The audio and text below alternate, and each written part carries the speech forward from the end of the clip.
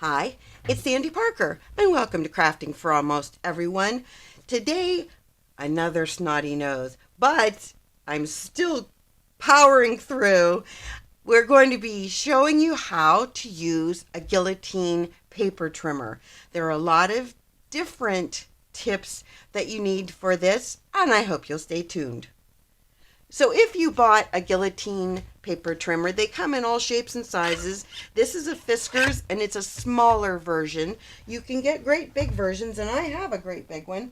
I don't know if you really need to see it, but I'm going to whip it out here for you anyway because I want to make sure that you can use any variety, no matter what the size. And we'll go over the basics of it and how to work through some problems you might have. This one is my big daddy. It's from X-acto, and I bought it at a garage sale. I was so excited because I've always wanted a big one that you could cut through a bunch of paper with it. Sorry, I had a little dog hair on there. The thing I like about the bigger ones is that they have a lock on them. The thing that's nice about a big guillotine trimmer is you see this little like notch that sticks out. That is the thing that is a locking mechanism, so it holds it so that you can't pull the blade up. See that? That's something I like about that. Now on my small guillotine paper trimmer, there is no locking mechanism. So if you're looking for safety, first of all, if you're looking for safety and you have small children, I don't recommend you having a guillotine trimmer just because it is an exposed blade, and I don't think that, no matter how careful you are, your kids could really hurt themselves with this. So I would recommend, if you have small children, that you get more of the traditional paper trimmer. And my favorite is the Cricut, and it's just got the little cut bar like that. But these are very inexpensive. They're under $15, maybe around $12, but this is what I recommend. This is my go-to paper trimmer. But if you want to cut a lot of paper, or if you just want to cut paper, well, let me show you some of the best reasons to buy one of these. First off, if you get the big one, the thing that's great about it is that you can cut a bunch of paper at once. And I don't know how many. These are just copy paper, but still, I had to pull it out of the lock.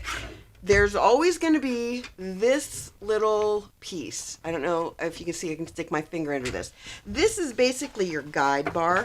So you want to put your paper in under the guide bar.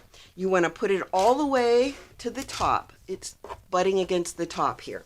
You want to make sure that you have it lined up with, like, let's say I want to make my paper 5.5 inches, which is a half sheet of paper. Now you're thinking to yourself, it doesn't really look like a half sheet the way this is set up, but the bar where it cuts is not where this is. This is just there to hold things in place. I always recommend, when you use a guillotine trimmer, to either put your hand on the paper or on that bar. Now this one doesn't allow, that bar doesn't hold it down. So in my case, I'm going to hold the paper and then you just pull down. It gives you really nice cuts, but it doesn't give you as accurate of a cut. Like, you can't cut a really teeny accurate cut because, I'll show you this in a second. Let's say that you only want to cut out this row, this line number 3. Okay, you're going to put it up against the top, but you have to know exactly where your cut bar is. So you should practice with this first to see, like, where am I going to cut. So I'm just for practice sake, we're going to cut right below the number 2 on this. I don't know if you can see that or not, but I'm holding it down again. Okay, you can see that I didn't hold the paper all the way, and so it's not as straight at this end as it could be. But let's say all I want is that number 3 line. Okay, so now I'm going to get closer to it. I'm going to hold my paper in place. Don't put your hand to the right of this. You don't want to be on the right of that. And you see, because it's copy paper, it's really hard to get a clean cut the whole way. See that? Just because of it's lightweight paper, and it's made to cut a lot of paper. So I'm going to go to my little trimmer and I'll show you how to do it. The big ones, these big trimmers are great, but I think some trimmers have a specific purpose, and for me, the great big guillotines have the purpose of cutting multiple pages. You might be really good at cutting individual, like a 1/16 of an inch or an 1/8 of an inch in accuracy, but I am not on a big one. Now, I am a little bit better at cutting the small one. Okay. The small one has a different bar. See this little plastic plate right here? Oh, let me put a piece of paper under it. See that plastic plate? Can you see that? It's right there. That plate is there for safety, and it holds your paper down the whole way. See how it goes the whole length of my paper? Okay, here are a couple things you have to consider when you're buying a guillotine paper trimmer. Does it accommodate the size paper you're going to use? Now, in this case, it will take a piece of 8.5 by 11, a traditional size piece of paper, but only if you put it in on the short end. Only if you put it in this way. If you tried to put it in this way, you're not going to be able to cut the paper. So if you're looking to cut, they call them A2 size top folding cards, which means you're going to cut it like this, like right down the middle like this. You won't be able to use your guillotine trimmer for it unless you folded your paper in half first. All right, this is just a standard piece of copy paper that I folded in half. This will allow you to then cut your card base the way you want to cut it. So if you're looking to cut this so that it's an A2 size card, that means it would be 5.5 inches tall by 4.25 inches wide. So you're going to put your paper in the trimmer at 4.25 inches, like that. Okay, make sure it's butted up to the line the whole way. Hold down that plastic the whole way. I always put my hand on it. I think it keeps it from you having issues with it being, waffly. And then there you go. You've got 2 A2 size cards. That's the way that you can use this trimmer to make cards using the long size of your paper. You just fold it in half first and then cut it. Okay? So that's my first tip. Now my next tip is, when you're cutting this, sometimes it's very confusing to figure out things like, let's say I want a 1-inch piece of paper and I want it to be 1 inch square. Okay, so let's say I'm going to use this paper right here. Here is my 1-inch mark. So it's better if you trim it the long way first. You're going to put this piece in and you're going to put it all the way down, making sure you follow this line, follows the whole way down. That's how you're going to make sure your paper's straight with a guillotine trimmer. You just want to make sure that if you put paper in, that you line it the whole way up on that line. Okay? So you got that line at 1 inch. You're going to hold your thing down and you're going to cut. Okay? This is not what we're using. This is the confusing part for a lot of people when they use a guillotine trimmer. They don't realize which is the piece that's going to be the important part. The important part is the paper that's left behind, because this is 1 inch. Okay? Now we want it to be 1 inch square. So we're going to put the paper in and we're going to line it up. Now we have the ability to hold it there on that line. You can hold the bar too and cut. That is a 1 inch square. That's how you do that. If you wanted to make your like a sentiment piece, I made a couple more marks on my trimmer. This is 5.25 inches. Can you see that little wee black line right there? Maybe you can, maybe you can't. And then I made another black line on the plastic right there. That's 5.5 inches. Those measurements I use often because if I'm cutting the base of a card, it would be 5.5 inches. And if I'm cutting the paper, the layering paper, it would be 5.25 usually. So that's why I wanted those two marks on my trimmer. Again, if you use a regular trimmer like this one, you have this bar at the bottom that has all those same lines. And mine, I put a line here for 5.5. It's one of the places I cut a lot. I also cut a lot at 4.25, and I also cut a lot at 7 inches. So I make little lines for myself just for speed more than anything else. Back to the guillotine. So let's say that you want to cut a very fine line. We're going to go with a centimeter. I'm using this scrap from GoodRx. It's a company that gives you discounts on prescription drugs. I needed to go there because Honey, our little golden retriever, she's a white golden retriever, she has anxiety issues, and so we had to get her prescription, and the vet gave us a prescription and said you should check online to see where the best prices are. And GoodRx, you go on there, you type in goodrx.com, you type in the name of the drug and the milligrams and the number of tablets, and it tells you all the best prices for it. And there was a significant difference in price, so I just thought I'd tell you that. That was just a little side story for you. Okay, let's talk about doing a sentiment. In this case, I want to cut out just number 1. I don't want numbers 2's information. I just want that number 1. The thing that's nice about that plastic bar is you can line that up. I don't know if you can see this, and I'm going to try to hold it up so you can. Can you see where it says no, you probably can't. There's a sentence that's right under that plastic bar. What I'm going to do is I'm going to leave that sentence the whole length of that plastic because that's going to ensure that the whole thing is straight when I cut it out, because if it's in that plastic bar straight, then it's going to be straight when I cut it. So I'm going to hold down on the plastic bar and I'm going to cut that out.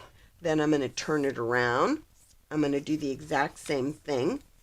It gets a little bit more complicated when you do it from this angle because you don't really have, it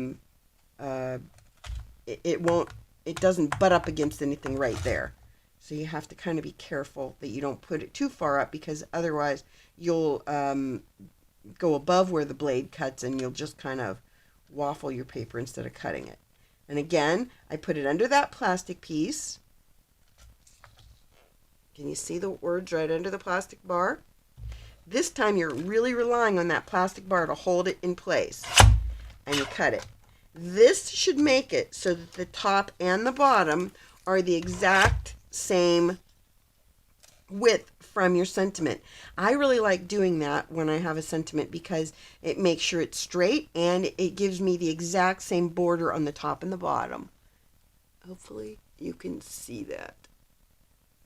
Okay, so then let me show you another trick.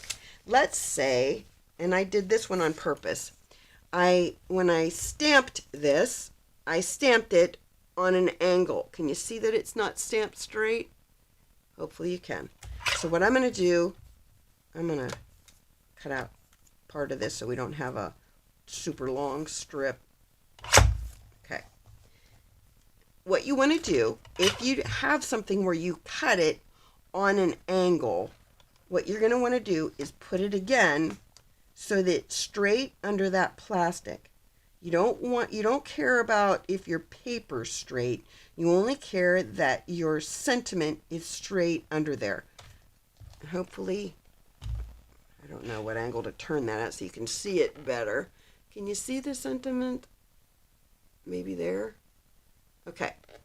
So let me show you. You've got it in that plastic bar, and you want to make sure it's straight in the plastic bar. So by straight, I mean if the N is right on the line, then make sure the R is right on the line, and the N over here is right on the line. That way you'll ensure you get a straight cut. Okay, so I cut the top. We're going to do the bottom because it won't look straight until you cut both sides.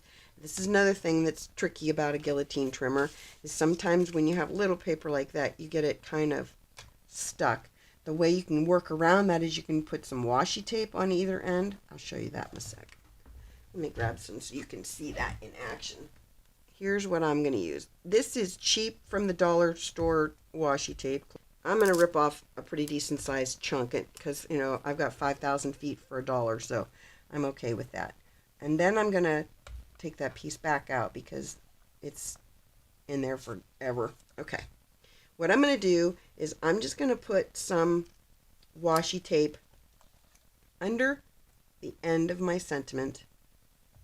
Doesn't matter how far, but you want to make sure that you don't make it so that you can't get it off if you have to. So I'm going to do it like this. And then I'm going to stick my finger on this part because I don't want it to stick to my bar. I'm just making sure it's lost its sticky, basically, where it's like that. Okay? So you're going to take that and you're going to put it under your bar. See, now you can control it because you've got that washi tape holding it. And I'm going to put it so I line it up. Again, you're lining it up so that all of your words are in a straight line. You're going to hold down. You're going to cut that off. Now, we cut off our washi tape, but that doesn't matter because remember how crooked it was before? Can you see how straight that is now? So now your sentiment is perfectly straight. So a guillotine trimmer is really good for helping you to fix something when you've made it go awry. Let's say that you have a piece this big and you want to make it go on the front of a card. You're going to need to make a mark if you're doing the top fold card that we made a little bit earlier. It's only going to be 4¼ inches wide. This one's crooked. You might be able to see this one better too.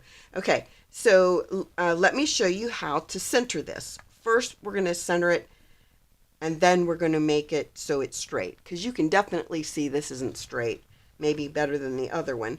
Okay, so in order to center it, what you want to do first is figure out it's 5 inches long, and my words start at about 4½ inches. So that means we have about 1/2 inch on this side. So we need 1/2 inch on that side. So what we're going to want to do is we're going to need to move this.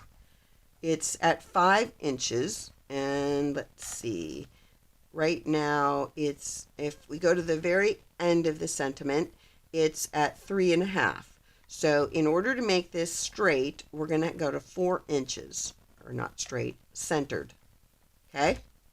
I hope you followed that. I'm going to show it to you again. Our piece of paper is 5 inches wide. The sentiment starts around 4½ inches, which is right there. And then if you move the sentiment all the way to where it would cut, then our paper is at 4½ inches. Do you see that?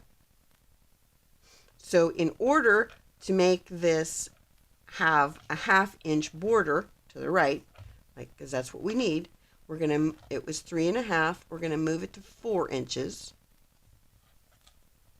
and then we're going to cut it. I hope that made sense.